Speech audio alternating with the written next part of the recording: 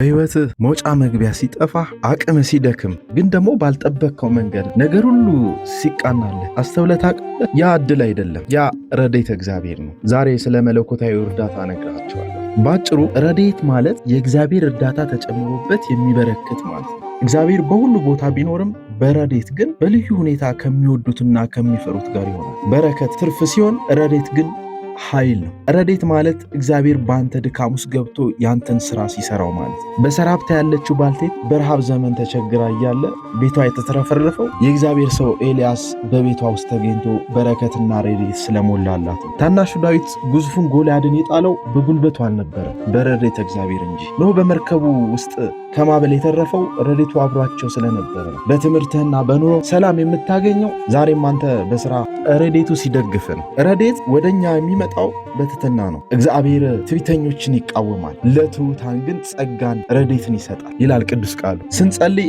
አንተ እርዳኝ፣ ያላንተ ምንም ማድረግ አልችልም ስንል መለኮታዊ እርዳታ በቤታችንና በሕይወታችን ላይ ይፈሳል። ዓለም በራሷ ጥረት ትደክማለች ወዳጆቼ፣ ክርስቲያን ግን በረድኤተ እግዚአብሔር ይታደሳል። ዛሬ እንዲህ ብለህ ጸልይ፣ አምላኬ ሆይ ረድኤትህ አይለየኝ። አዎ ጸልይ። የእግዚአብሔር ረዳትነት በሁላችንም ላይ ይደር። አሜን።